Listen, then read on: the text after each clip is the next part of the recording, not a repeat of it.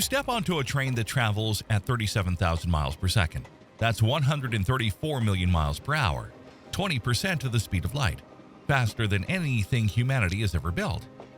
That kind of velocity that science fiction writers spend entire novels trying to describe.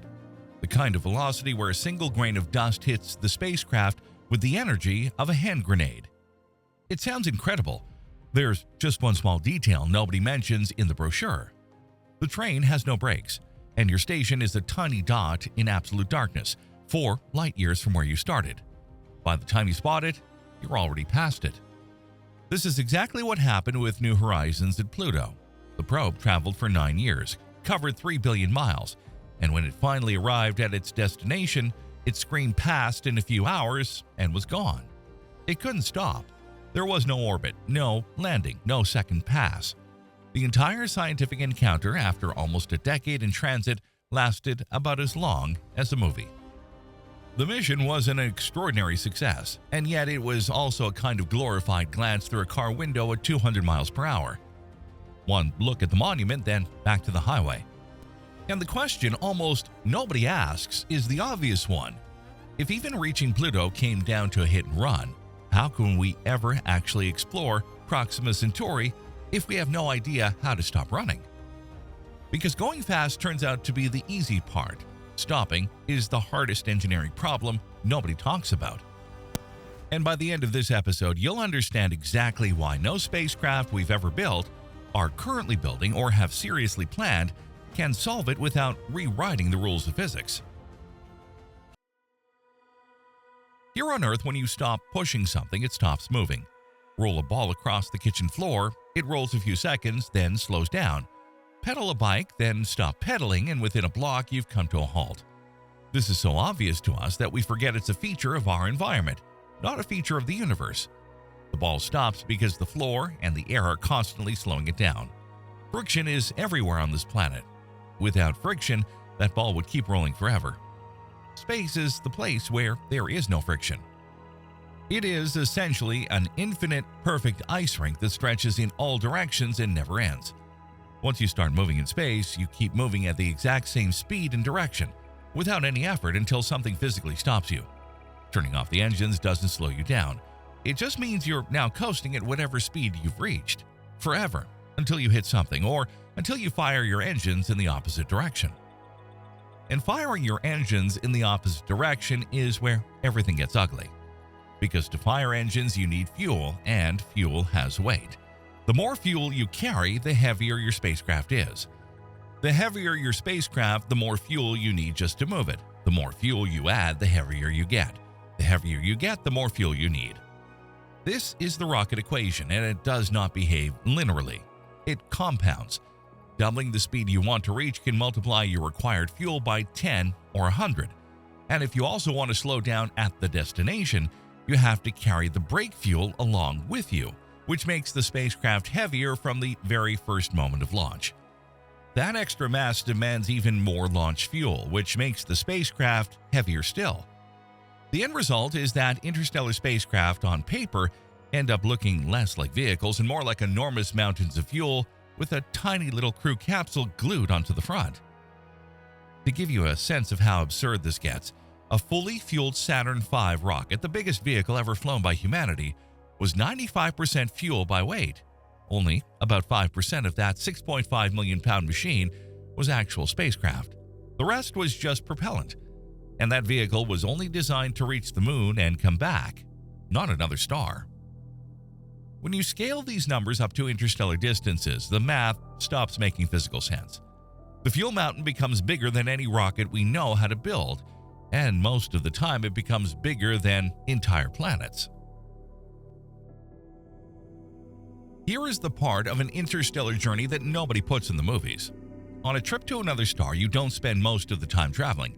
You spend half the trip going as fast as you can, and then you spend the other half desperately trying not to overshoot your destination. Roughly halfway through the journey, the spacecraft has to do something that sounds absurd. It has to rotate 180 degrees and fire its engines as hard as possible against its own direction of motion. This maneuver has a name. Engineers call it flip and burn. And once you understand what it actually involves, it becomes obvious why interstellar travel has barely moved past the drawing board. The first phase is the silence.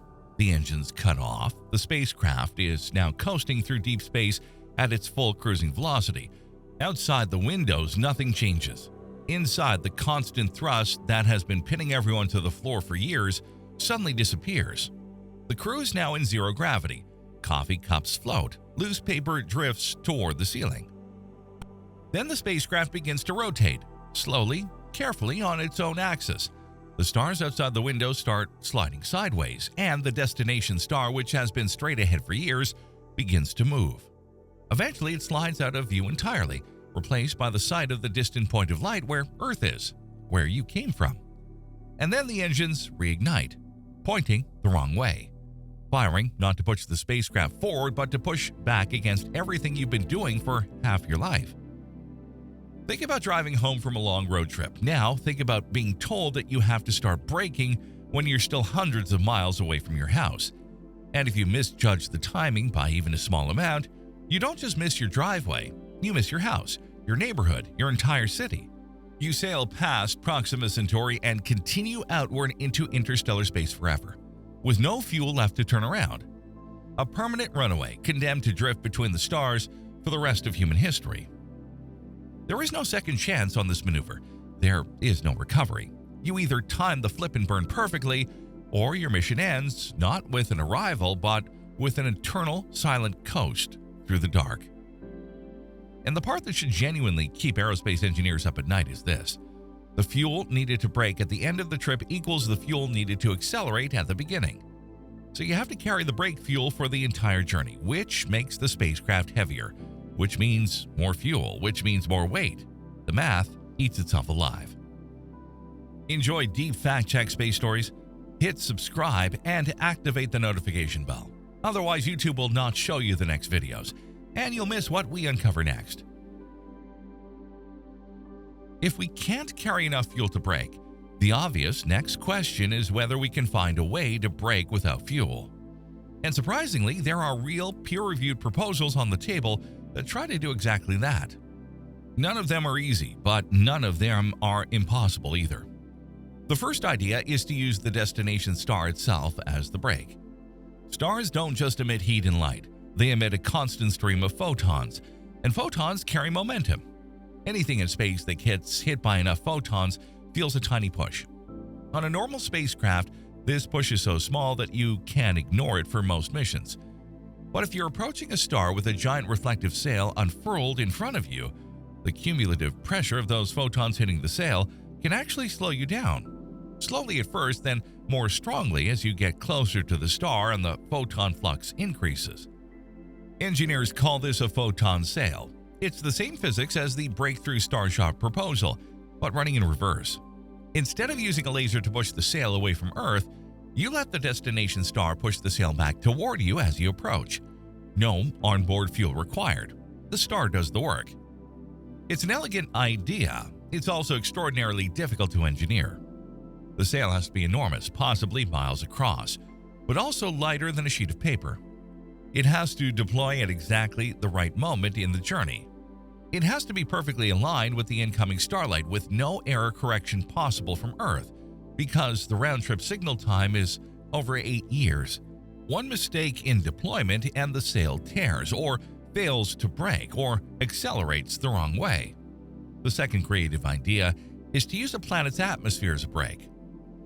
If Proxima Centauri has rocky planets with substantial atmospheres, and recent discoveries suggest it does, then incoming spacecraft could potentially shed velocity by skimming through those atmospheres on the way in, the same way our space probes used Earth's atmosphere to slow down for landing. The technique is called aerocapture, and we've been studying it for Mars missions for decades. There's just one problem. At interstellar speeds, atmospheric braking stops being a useful technique and becomes something closer to a gun firing the spacecraft into a wall. When a spacecraft hits an atmosphere at 10% of the speed of light, the air molecules are compressed so violently that they become as dense as concrete. The friction generates temperatures hot enough to vaporize any known material instantly. Heat shielding that works fine for an Apollo capsule returning from the moon at 25,000 miles per hour becomes useless when the spacecraft is moving at hundreds of millions of miles per hour. The shield doesn't ablate, it explodes. There's a third concept worth mentioning: the magnetic sail. Stars don't just emit photons, they also emit a stream of charged particles called the stellar wind. If the approaching spacecraft generates a large enough magnetic field, those charged particles can be deflected against a field in a way that gradually decelerates the spacecraft. The spacecraft surfs the stellar wind, but in reverse. No onboard fuel, just a coil of superconducting wire generating a giant invisible magnetic shield miles across. This idea has been around since the 1980s, and it's mathematically sound. But superconducting coils on that scale don't currently exist, and the spacecraft would still need a power source to maintain the magnetic field across the entire deceleration phase, which could last decades. Every one of these ideas works on paper. None of them have been demonstrated at any meaningful scale, and all of them share the same uncomfortable feature. They require a level of engineering precision over a journey of decades that humans have never achieved on any spacecraft, ever. Not on the Moon, not on Mars, not at Pluto. To put the precision problem into perspective, Proxima Centauri is 4.24 light-years from Earth, which works out to be about 25 trillion miles. A spacecraft aimed at it from Earth has to hit that target 4+ light-years away, with the kind of accuracy that would let you, from a standing position, throw a dart at a coin sitting on the other side of the country and hit dead center. And then once the dart arrives, it has to slow down on its own with no help from anyone in an environment where any miscalculation is permanent. There's no GPS in interstellar space. There's no live correction for mission control. The signal time alone makes real-time guidance impossible. Whatever decisions the spacecraft makes in the final years of its approach, it makes alone, based on instructions written on Earth decades earlier. And the part that should genuinely impress you about the field as it stands today is this: despite all of these obstacles, the math is being done. There are real engineering teams running real simulations, optimizing real sail geometries, calculating real magnetic field requirements. The Breakthrough Starshot project alone has produced thousands of pages of peer-reviewed analysis on exactly these problems. The work isn't science fiction anymore. It's slow, careful, painstaking science fact being assembled one paper at a time. It's just that the spacecraft they're designing won't fly for several lifetimes. Going fast is the easy part. Stopping is the engineering challenge of the century. Pluto showed us the front door of the cosmos, but to actually walk into another star's living room, sit down and stay a while, we have to learn the art of patience. We have to learn how to slow down without burning twice the fuel we used to leave home. We have to learn how to flip a spacecraft 180 degrees in the middle of nowhere, light its engines against itself, and trust that the math we did decades earlier on Earth will get us safely to a halt. Every interstellar mission concept being seriously discussed right now falls into one of two categories. Either it's a flyby designed to scream past its destination at full speed and grab whatever data it can in seconds, like a cosmic photographer racing past a museum, or it's a generation ship so loaded with fuel and life support that it's barely a spacecraft anymore. More like a small civilization wrapped in metal, drifting between stars across multiple human lifetimes. There is no middle ground. Not yet. The flyby missions are the ones that could plausibly be built within the next century. The Breakthrough Starshot proposal is exactly that. A swarm of gram-scale probes accelerated by ground-based lasers to 20% of the speed of light, screaming past Proxima Centauri with cameras on, sending whatever they catch back to Earth on a one-way radio whisper. They take 20 years to arrive, then 4 more years for the data to reach us. Total mission time roughly 25 years. The probes never slow down, never orbit, and never land. The generation ship missions, by contrast, are the ones that could actually arrive somewhere and stay. But they would weigh millions of tons, require centuries to design and build, demand technology we don't yet possess, and ask the people aboard to spend their entire lives in transit, knowing they will die before reaching the destination. Their grandchildren would be the ones to step out into the light of another sun. Both kinds of missions solve different halves of the same problem.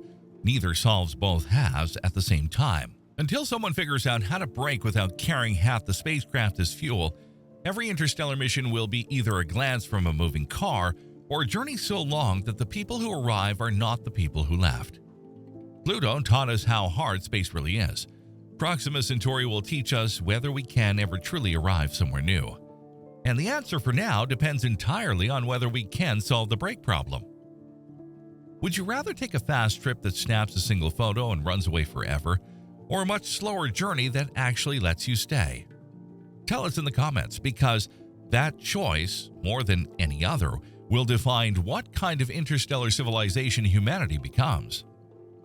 There is in fact one human-made object already coasting toward another star without any way to stop. It's the Voyager probe, and every space enthusiast eventually asks the same question. Where's it going, and will it ever get there? Watch Will Voyager Reach Alpha Centauri next. The answer is more interesting than you'd expect.